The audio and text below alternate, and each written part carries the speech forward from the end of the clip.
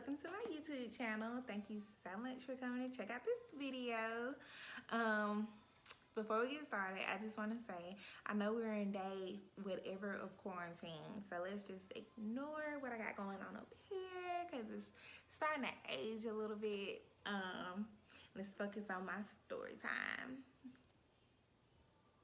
Alright, so today's story time is about my labor and delivery experience from when I had Kamari, which was exactly 1 month ago today. Alright, so a couple of days before I had Kamari, I had a routine doctor's appointment. At my doctor's appointment, I had a vaginal exam where my doctor told me, you're 4 centimeters dilated, I can feel the baby's head, he's pretty low, do you want to get induced?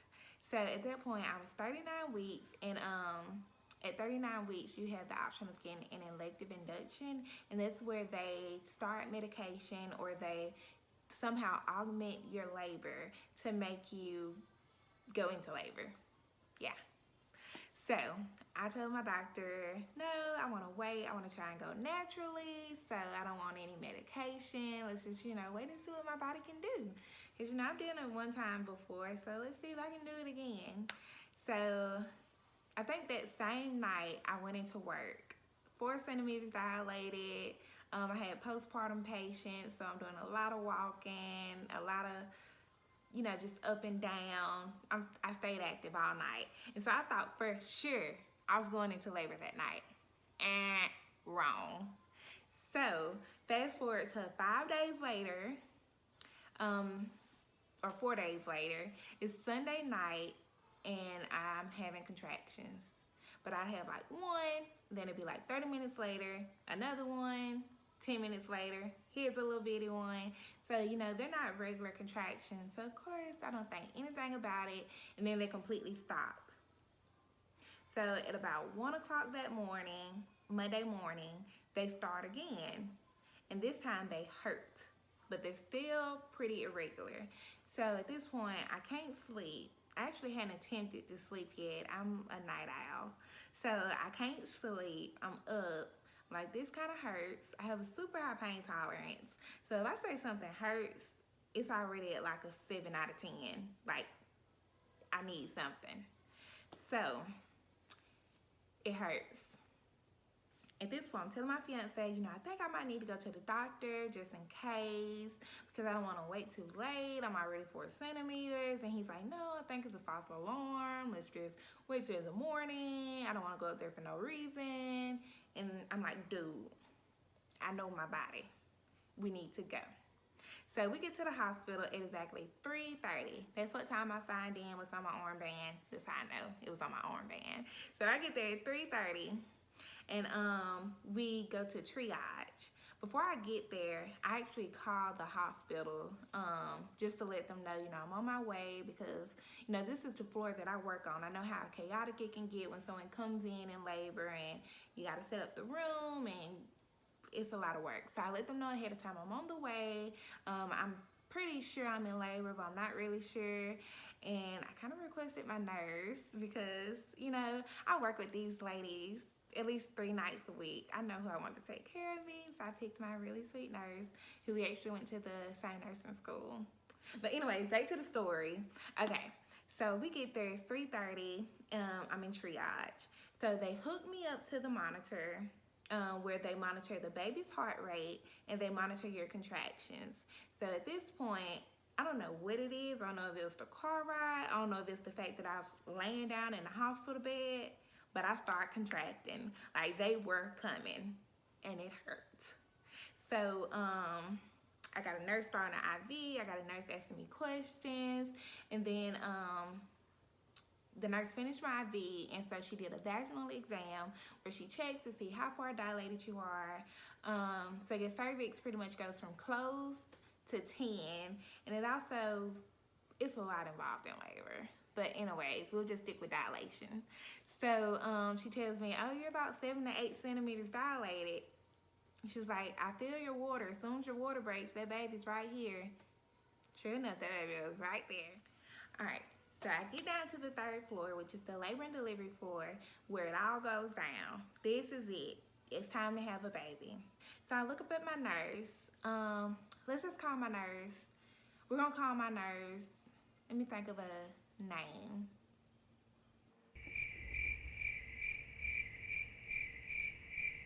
We're gonna call my nurse.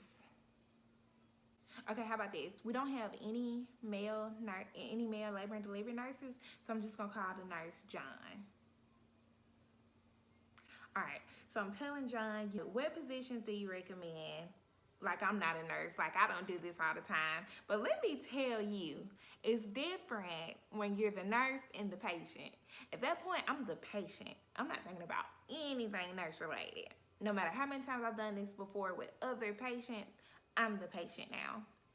So I'm asking my nurse, I'm like, what positions? Because this hurts too bad. She's like, lean over the bed, and she's like, another nurse comes in and she's like, do you want the ball? And I'm like, yeah, give me the ball. Give me an ice pack. Give me anything, because this is hurting. 10 out of 10. And so I'm trying the bouncing ball, the birthing ball. And I'm just like, John, can you check me? Because if I'm not complete, which is 10 centimeters dilated, I need to like go sit on the toilet because I need to have bowel movement. And everyone knows, or all the labor and delivery nurses and parents who have birthed a baby know that when you're feeling that pressure, that's that baby. And that baby is ready to come on up out of there, okay? So that baby, he was ready to come on up out of me, but I really thought I had to poop. All right, so she checked me. She's like, you're 8 centimeters. I can fill your bag of water. I think it's okay if you go to the toilet. So I go to the toilet and I'm like, oh, this hurts even worse. What else can I do? I go back out of the bathroom and I went and stood at the bed. All right, this is where I need to like give y'all some visuals. So I was standing at the bed with my right hand on the bed and I'm kind of just looking down.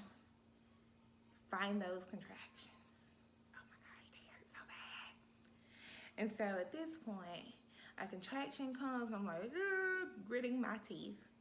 Another contraction comes and I'm like, oh, I said my nurse's name.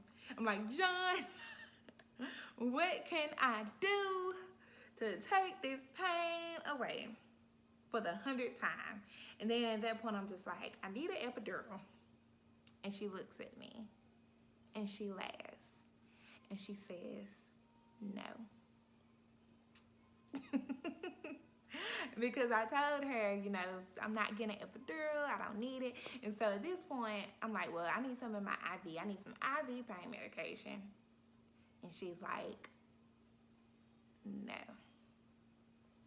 Which is valid, because when you're that far along, you can't get IV pain medication.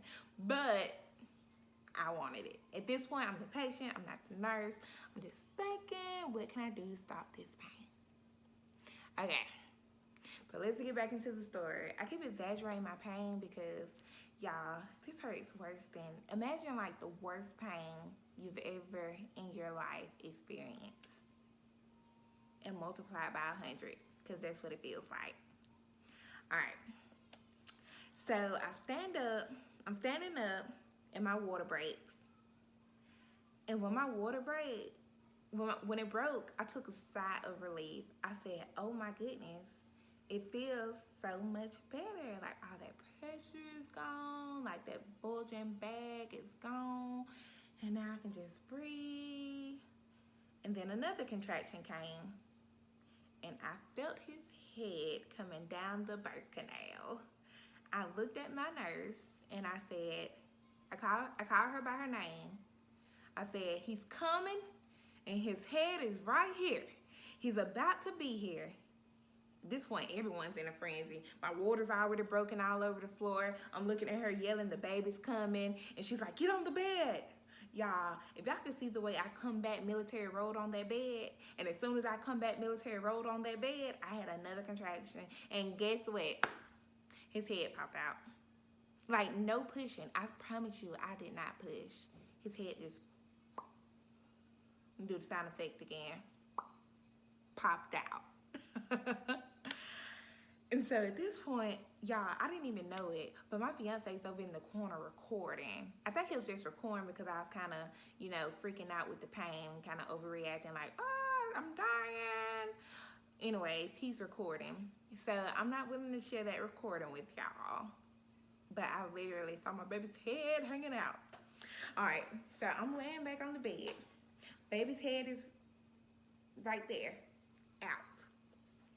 So at this point, we got 2 nurses in the room, and I think maybe we had a tech in the room. I'm not really sure. And so when the baby's head came out, I think I may have yelled because some more people came in. All right, so at that point, my nurse was like, all right, Brianna, you gotta push. Push hard, push in your bottom. I know how to push, but at that moment in time, I was not about to push. Don't ask me why, but I stayed very calm, but I was just, like, just think, what would you do in that moment? Because what I was doing was laying back on that bed like, oh my God. Anyways, head is out. Next thing I know, I had another contraction. It's like, you know, a contraction, let me tell you what a contraction is right quick. It's the tightening of your fundus, which is the top of your uterus, which helps expel the baby out of your body. So at that point, I'm having a huge contraction, like painful contraction. So that contraction built up, and on the video, you literally see my belly rise up, which is what a contraction does. And I screamed, and he flew out.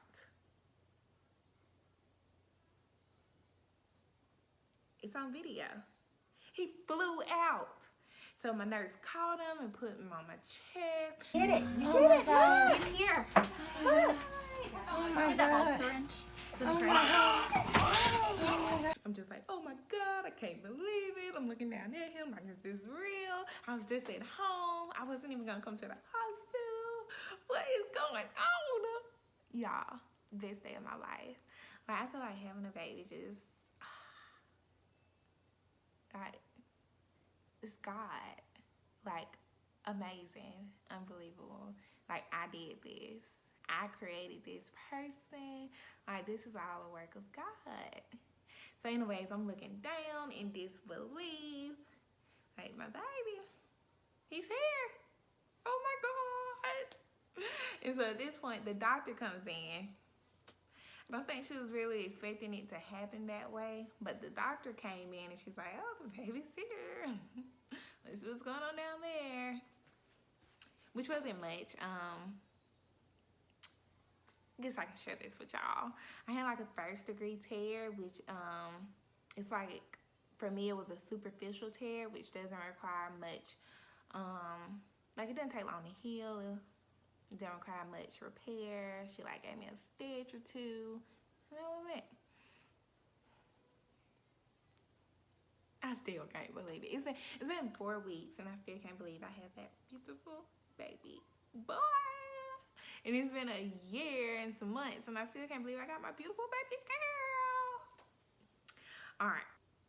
So, like, as soon as that happened, I calmed down. It's amazing how you can be in so much pain. Like, literally, 10 out of 10 pain. Remember, the worst pain ever. And then as soon as that baby gets here, you don't feel any more pain. Like, all the pain is gone. You got your baby in your arms. Life is great. Alright, so that was pretty much my labor and delivery experience with Kamari. If you enjoyed this video, make sure you like and subscribe. Make sure you follow my Instagram so you can keep up with my cute babies. And if you want to hear my birth story from Mila, which was just as interesting as this one, then comment below. Let me know. Thank y'all so much. Love y'all.